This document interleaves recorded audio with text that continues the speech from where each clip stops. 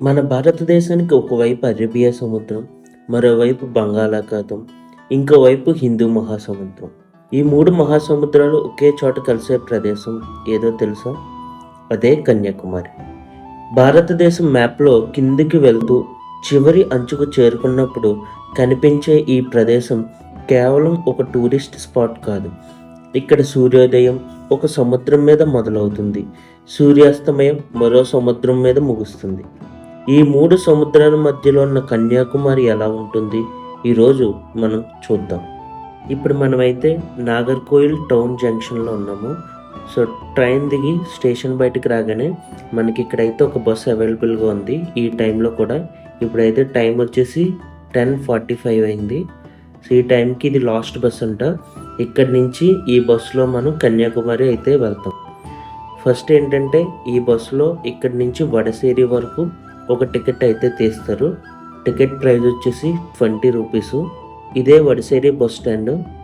ఇక్కడి నుంచి మనం అదే బస్సులో కంటిన్యూ అయితే జర్నీ చేస్తాం. కాకపోతే ఏంటంటే సపరేట్ టికెట్ అయితే తీస్తారు ఇక్కడి నుంచి కన్యాకుమారి వరకు.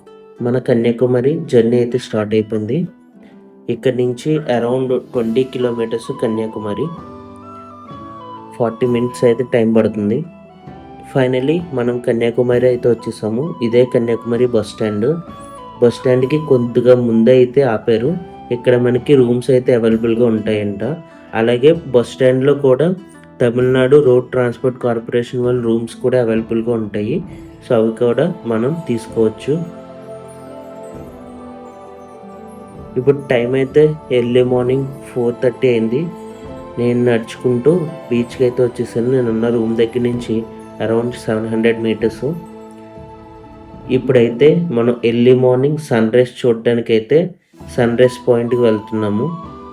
ఫైనల్లీ మనం కన్యాకుమారి బీచ్‌కి అయితే వచ్చేసాం. ఇదే మన ముందున్నదే కన్యాకుమారి లాస్ట్ పాయింట్. ఒక్కసారి ఈ సముద్రాన్ని చూస్తే ఎంత పెద్దదో అర్థమవుతుంది. అంతులేని నీలి సముద్రం, ఎగిసిపడే అలలు, తీరాన్ని తాకే గాలి. ఇక్కడికి వచ్చిన వెంటనే మనం మొదట చేసే పని సముద్రం దగ్గరికి వెళ్ళడం. కానీ ఈ రోజైతే అలల ఉధృతి చాలా ఎక్కువగా ఉంది. గాలి కూడా చాలా వేగంగా వీస్తుంది. చూశారు కదా, ఈ కాంతుల వెలుగుల్లో అలలు ఎలా ఎగసిపడుతూ ఈ దృశ్యం ఎంత అద్భుతంగా ఉందో. మనకి దూరంగా లైట్లు కనిపిస్తున్నవి బోట్స్, ఫిషింగ్ బోట్స్.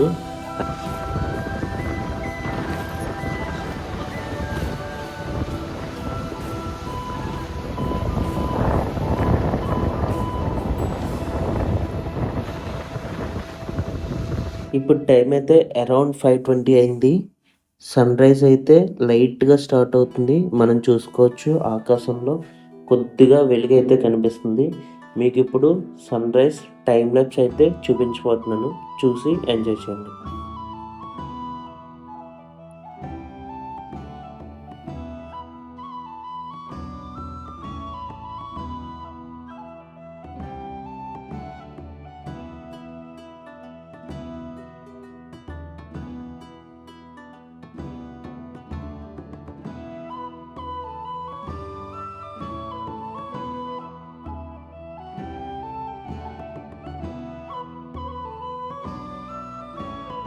ఈ సన్‌రైజ్‌ని మీరు ఎంజాయ్ చేశారని అనుకుంటున్నాను.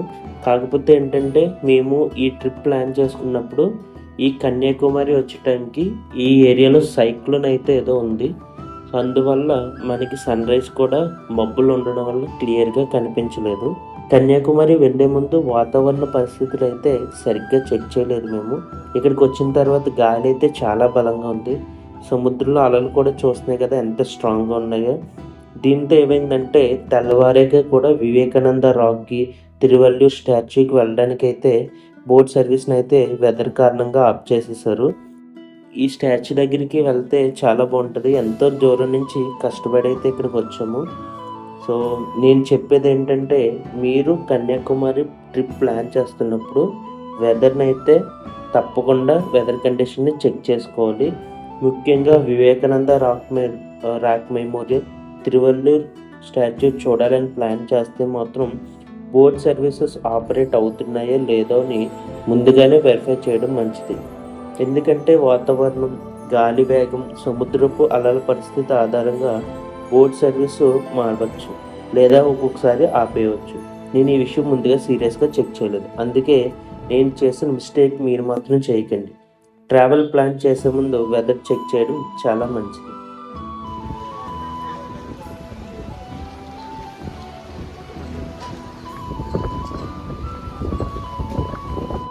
₹15 టికెట్. సో టికెట్ తీసుకుని ఇలా పైకి అయితే వెళ్ళాలి. ఇది చాలా గట్టిగా వస్తుంది. గూగుల్లో సెర్చ్ చేస్తే 26 నుంచి 32 కిలోమీటర్ స్పీడ్ పర్ అవర్, అంటే గంటకి 26 నుంచి 32 కిలోమీటర్ల స్పీడ్తో అయితే గాలి వేస్తుంది. ఇక్కడ చూసారు కదా,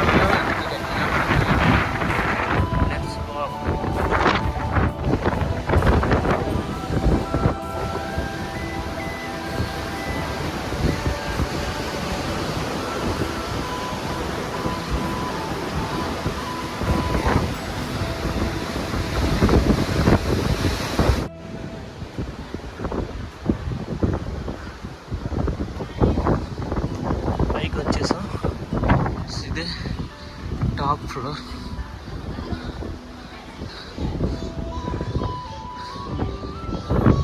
చూద్దాం ఇక్కడి నుంచి వ్యూ. ఇదైతే టౌన్ వ్యూ.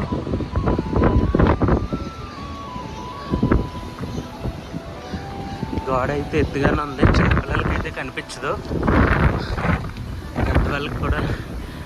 దాదాపుగా ఇది 5 feet ఉండొచ్చు అనుకుంటా, 4.5 to 5 feet ఉంటుంది.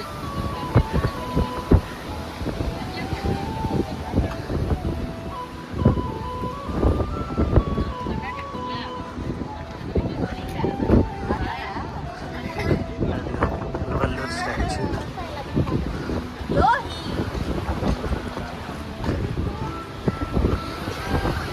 మేబీ ఇక్కడ నుంచి సన్రైజ్ సన్సెట్ బాగుంటుందమ్మో. కాకపోతే నాకు స్టాచ్యూ పక్క నుంచి వీడియో రావాలని చెప్పి అక్కడికి అయితే తీసుకెళ్ళి చూశాను. ఇక్కడైతే మార్నింగ్ సన్రైజ్ ట్రై చేయలేదు. ఇదే అక్కడి నుంచి డైరెక్ట్గా రోడ్ నుంచి నడుచుకుంటూ వచ్చేయచ్చు. 1/2 kilometer కూడా ఉండదు. ఇది అటు వెళ్తే మనకి సన్సెట్ పాయింట్ వస్తుంది.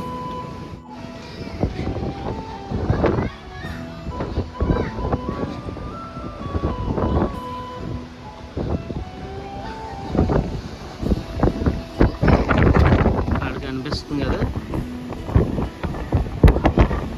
అదే సన్సెట్ బీచ్. అక్కడి నుంచి సన్సెట్ బాగా కనిపిస్తుంది. ఇదే ఇండియన్ ఓషన్. చూసారుగా, కంటి చూపు మీద మొత్తం సముద్రమే.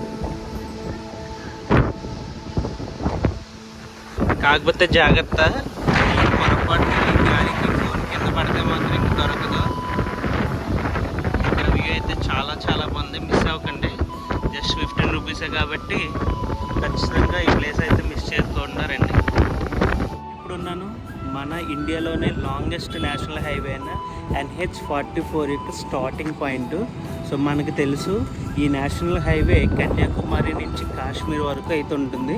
సో ఇక్కడ మనకి కనిపిస్తుంది, బ్యాక్ సైడ్ బోర్డు కనిపిస్తుంది కదా. సో ఇదే NH-44 రోడ్ ఎండ్ అని రాస్తుంది. ఇదే స్టార్టింగ్ పాయింట్, అంటే ఇటు నుంచి స్టార్ట్ అయితే ఇది స్టార్టింగ్ పాయింట్, కాశ్మీర్ నుంచి స్టార్ట్ అవుతే ఇది ఎండింగ్ పాయింట్. మనకి వెనకాల చూసుకోవచ్చు, వెనకాల కనిపించేదే ఇండియన్ ఓషన్. ఇది రోడ్డు స్టార్టింగ్ పాయింట్. ఇక్కడ నుంచి మనకి కాశ్మీర్ వరకు రోడ్ అయితే ఉంది.